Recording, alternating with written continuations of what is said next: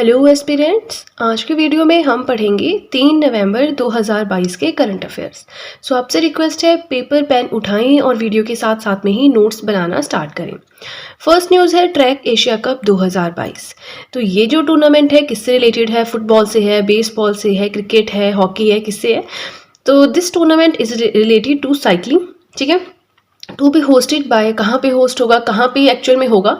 तो ये होगा केरला में 25 नवंबर से 28 नवंबर तक, राइट।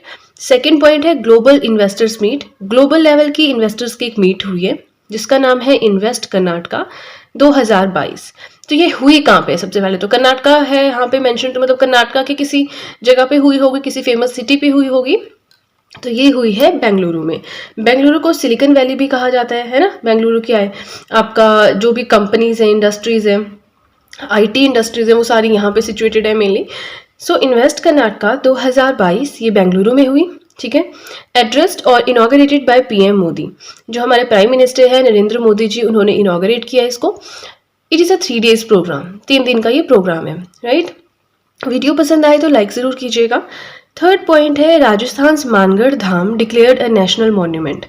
राजस्थान में मानगढ़ धाम है, ठीक है, इसको नेशनल मॉन्यूमेंट डिक्लेयर किया गया है। क्यों किया गया है वो भी पढ़ेंगे।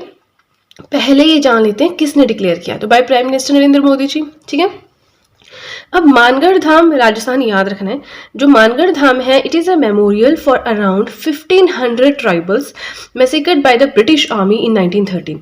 1913 में ब्रिटिशर्स के द्वारा, ब्रिटिश आर्मी के द्वारा 1500 ट्राइबल्स को यहाँ पे मारा गया था, उनकी हत्या हुई थी, गोलीबारी हुई होगी, है ना। तो ये एक्चुअल में है कहाँ पे? राजस्थान के बंसवाड़ा डिस्ट्रिक्ट में है। गुजरात राजस्थान के बॉर्डर पे पड़ता है। और बंसवाड़ा डिस्ट्रिक्ट क्या है, या फिर आप कह लीजिए मानगढ़ धाम क्या है? A region with a large tribal population. Tribal लोग आपको यहाँ पे बहुत ज़्यादा मिलेंगे। ठीक है, चलिए थर्ड पॉइंट भी हो गया हमारा कंप्लीट। थोड़ा सा आगे चलते हैं, बाकी के करंट अफेयर्स पढ़ते हैं। ओके, सो फोर्थ पॉइंट है 41st Shahjahan international book fair inaugurated by. Book fair आप समझते हैं कि जहाँ पे मतलब काफ़ी बड़ा सा एरिया होगा, वहाँ पे सब अपने बुक स्टॉल्स लगाएंगे, कोई हिंदी का, कोई बंगाली का, मतलब इंडिया में इस तरह से होता है, बट ये फॉरेन की बात हो रही है। तो वहाँ पे जो भी जॉनर रहता है वहाँ पे इंडियन बुक स्टॉल्स भी लगेंगे, है ना। हर जगह हर एक कंट्री अपनी अपनी बुक्स, अपनी अपनी नॉवेल्स को रिप्रेजेंट करेगा। तो बस वही बात कर रहे हैं कि 41st Shahjahan international book fair inaugurated by, किसने इसका इनॉग्रेशन किया था? ठीक है, तो वो क्या था? Sheikh Sultan Al Qasimi, ruler of शाहजहां सिटी ऑफ यूएई। मतलब यूएई में शाहजहां सिटी है, वहां पे ये बुक फेयर लगा। और जो शाहजहां सिटी के रूलर हैं, मतलब शासक हैं, शेख सुल्तान अल कासिमी, उन्होंने इसका इनॉग्रेशन किया था। ठीक है, अब थीम क्या था एंड गेस्ट ऑफ ऑनर कौन था ये भी पता होना चाहिए। तो थीम था स्प्रेड द वर्ड। समझ लीजिए, शब्दों का थोड़ा प्रचलन हो, है ना, फैलाव हो। गेस्ट ऑफ ऑनर कौन था? Italy, right. वीडियो पसंद आए तो वीडियो को लाइक जरूर करते रहिएगा। फिफ्थ पॉइंट है friends of liberation war honour. एक तरह से मेडल है ये, ऑनर समझते हैं ना। तो friends of liberation war honour किससे दिया गया है? एडवर्ड एम कैनेडी को दिया गया है पोस्टह्यूमसली। पोस्टह्यूमसली का मतलब होता है कि उनकी डेथ हो गई है, डेथ के बाद उनको ये ऑनर दिया गया है, right. For his contribution to the liberation of Bangladesh. Bangladesh को फ्रीडम प्रोवाइड करवाने में जो उन्होंने कॉन्ट्रीब्यूशन दिया था उसके लिए उनको ये ऑनर दिया गया है। पोस्टह्यूमसली किसको दिया गया है? एडवर्ड एम कैनेडी को दिया गया है। अब किसने दिया है? Bye Bangladesh PM. बांग्लादेश के जो प्राइम मिनिस्टर है शेख हसीना, सबको पता होगा, उन्होंने दिया है in, let me correct it first, in Dhaka. Dhaka क्या है? Dhaka is the capital of Bangladesh. और बांग्लादेश पहले क्या था? ईस्टर्न पाकिस्तान था, और जो अभी पाकिस्तान है वो वेस्टर्न पाकिस्तान था। बट फिर बहुत सारे इश्यूज हुए, जो भी हुआ वहाँ हम नहीं जाएंगे। फिर जो ईस्टर्न पाकिस्तान यानी जो बांग्लादेश था वो अलग होना चाहता था वेस्टर्न पाकिस्तान से, और अपनी अलग कंट्री बनाना चाहता था। 1971 में वॉर हुई है, इंडो पाक वॉर। तो उसमें एक्चुअल में इंडिया ने क्या किया था, जो बांग्लादेश है जो कि पहले ईस्टर्न पाकिस्तान था उसका साथ दिया था। ठीक है, तभी से रिलेशंस काफ़ी अच्छे हैं बांग्लादेश और इंडिया के बीच में। फाइन, फिफ्थ पॉइंट हो गया हमारा कंप्लीट। आपसे रिक्वेस्ट है कि वीडियो के साथ साथ में नोट्स बनाते रहे। होता क्या है, एग्जाम आया, फटाफट वीडियोस देख ली, क्वेश्चन आंसर देख लिए, हो गया। बट बाद में फिर हम क्या करते हैं, कोई और एग्जाम आता है, फिर से हम अलग अलग वेबसाइट्स पे ढूंढने लगते हैं कि अरे अब कैसे पढ़े। तो एक बार आपने नोट्स बना लिए हल्के जैसे, तो एक आपको गाइडलाइन मिल जाती है कि हाँ करंट अफेयर्स की बात है तो हमें पुराने नोट्स रिवाइज कर रहे हैं, कोई मैगजीन पढ़ते हैं आप, वो पढ़नी है ना। एक आइडिया होता है कि करना क्या है। नोट्स ही नहीं है आपके पास, बुक से बुक्स पढ़ी हैं तो कैसे होगा काम, है ना। लास्ट मिनट में आप रिवीजन बुक्स तो नहीं कर सकते, राइट। तो चलिए 6 पॉइंट पढ़ते हैं। Nuclearization of Asia. एशिया की न्यूक्लियराइजेशन क्या लगता है आपको, क्या चीज़ होगी ये? It is a book, right, written by whom? Written by Rene Naba, जो कि फ्रेंच ऑथर है। क्या बात कर रहे हैं हम? न्यूक्लियराइजेशन ऑफ एशिया, ये एक बुक है जो रेने नाबा ने लिखी है, जो कि एक फ्रेंच ऑथर है, और इन्होंने जिनेवा में इसको लॉन्च किया है। और रेने नाबा है कौन, ठीक है, वो देखते हैं। So he is the vice president of the international center for the fight against terrorism.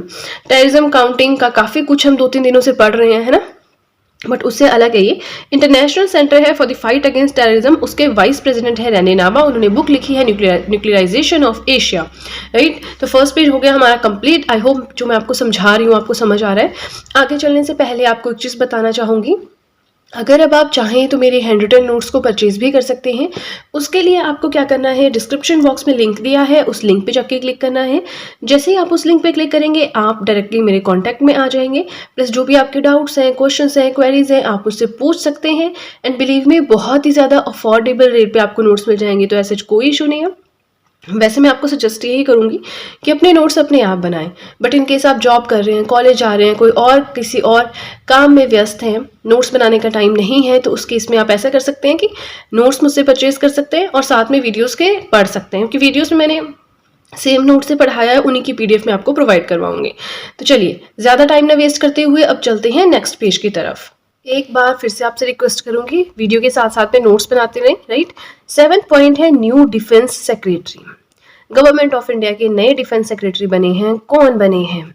Giridhar अरामने, ठीक है। तो डिफेंस सेक्रेटरी होता कौन है? Administrative head of the ministry of defence. जो डिफेंस मिनिस्ट्री है उसका प्रशासनीय हेड होता है, ठीक है। 8th पॉइंट है रानीपुर टाइगर रिजर्व। पहली बात तो ये है कहाँ पे, ये पता होना चाहिए, यूपी में है, ठीक है। It became 53rd tiger reserve in India. इसका मतलब क्या है कि इंडिया में टाइगर रिजर्व्स की बात करें तो पहले 52 थे, लेकिन रानीपुर टाइगर रिजर्व बना है नया यूपी में, तो अब 53 टाइगर रिजर्व्स हो गए हैं इंडिया में, राइट। अब हमने यहाँ पे यूपी की बात की, तो यूपी में ये जान लेते हैं कि टोटल कितने टाइगर रिजर्व्स है। 3 है।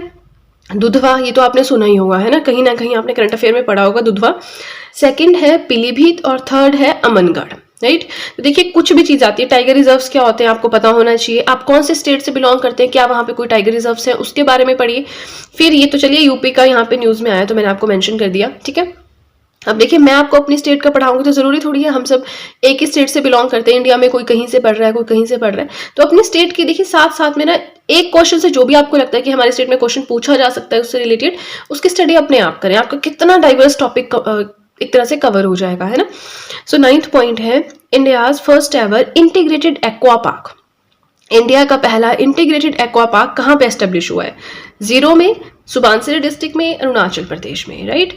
So this project is sanctioned under, किसके अंडर बन रहा है ये प्रोजेक्ट? PMMSY, मतलब प्रधानमंत्री मत्स्य संपदा योजना, right.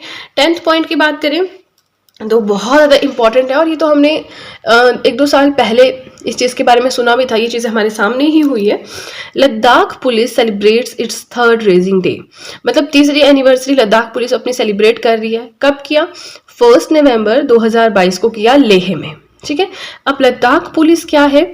The youngest police force in India. India की सबसे यंगेस्ट पुलिस फोर्स है, मतलब सबसे नई पुलिस फोर्स जो बनी है इंडिया में वो है लद्दाख पुलिस। Formed in 2020। अब 2020 में बनी, ऐसा क्या हुआ 2020 में? तो देखिए जो जम्मू एंड कश्मीर स्टेट है वो 2 यूटीज में डिवाइड हुआ, एक स्टेट 2 यूटीज में डिवाइड हुआ। एक था आपका लद्दाख और एक था आपका जो भी जम्मू कश्मीर है वो, ठीक है। So after the formation of UT Ladakh, yes ये चीज़ यहाँ मैंने लिखी भी है। 2020 में क्या हुआ? 6 और 7 अगस्त को हुआ, आई थिंक 6 और 7 अगस्त 2020 को ये डिसीजन आया था। सो उसके बाद फॉर्मेशन हुई थी यूटी, यूनियन टेरिटरी लद्दाख की, केंद्र शासित प्रदेश लद्दाख की, और उसके बाद लद्दाख पुलिस बनी थी, ठीक है। सो 11th पॉइंट है Puducherry celebrated it's liberation day on 1 नवंबर 2022। 1 नवंबर 2022 को पुडुचेरी ने भी अपना लिबरेशन डे सेलिब्रेट किया है। लिबरेट किससे हुई थी, आज़ाद किससे हुई थी? फ्रेंच जो थे, फ्रांसीसी जो थे, उनसे हुई थी इंडिपेंडेंट 1 नवंबर 1954 को, right. 12th point very important, ये तो आप सबने न्यूज़ में देखा होगा, इंस्टाग्राम पे देखा होगा, बड़ा फेमस चल रहा है ना। आपने देखा होगा कि एक ब्रिज था, उसमें बहुत सारे लोग थे और वैसे हिल रहा था और एकदम से टूट गया, ठीक है, तो उसका हिलना अलग बात नहीं थी, क्योंकि सस्पेंशन ब्रिज है तो वो इसी तरह से रहता है, बट वो एकदम से टूट गया, वो बहुत बड़ा इशू हो गया। कितने लोग थे उनकी, कहते हैं 134 के अराउंड लोगों की डेथ हो गई ऑन द स्पॉट, है ना। अब ऑब्वियसली सबको तो स्विमिंग नहीं आती, है ना। सो 12th पॉइंट क्या है, मोरबी ब्रिज, उस ब्रिज का नाम था मोरबी ब्रिज, मच्छू रिवर के ऊपर था। कहाँ, कौन सी स्टेट में है, गुजरात स्टेट में है। इसको जुलतो पुल भी कहा जाता था, मतलब स्विंगिंग ब्रिज भी कहा जाता था। Build during British rule in 19th century, 19th century में ब्रिटिशर्स के अंडर जब हम थे उस टाइम ये बना था। बट सबसे बड़ी बात ये है कि कुछ टाइम से ये बंद था, रेनोवेशन इसमें हो रही थी, और अभी कुछ 2-4 दिन ही हुए थे इसे खुले हुए फिर से आफ्टर रेनोवेशन, और उसके बाद ये टूटा। तो बहुत बड़ा क्वेश्चन है ये मेकर्स पे, है ना, जो भी कॉन्ट्रैक्टर है जिन्होंने भी काम किया। चलिए 13 पॉइंट देखें, मेज गार्डन एंड मियावाकी फॉरेस्ट। मेज गार्डन कहाँ है, मियावाकी फॉरेस्ट कहाँ है, ये किसने इनॉग्रेट किए, प्राइम मिनिस्टर नरेंद्र मोदी जी ने इनॉग्रेट किए। कहाँ किए, गुजरात स्टेट में किए, राइट। 14th एंड आज का last current affair, the Ratle hydro electric project is being constructed at. Hydro electric project क्या होता है, इसमें पानी से बिजली बनती है ना। तो रेटल हाइड्रो इलेक्ट्रिक प्रोजेक्ट कहाँ पे बनाया जा रहा है, जम्मू एंड कश्मीर में बनाया जा रहा है। इसी के साथ रिसर्च कीजिए, जम्मू कश्मीर में कितने हाइड्रो इलेक्ट्रिक प्रोजेक्ट्स हैं, उनका नाम लिखिए, कितने कितने मेगावाट के हैं, कौन कौन सी रिवर पे हैं, ठीक है। तो चलिए, ये हो गया हमारा सेकंड पेज भी कंप्लीट। तो आज के करंट अफेयर्स हो गए कंप्लीट।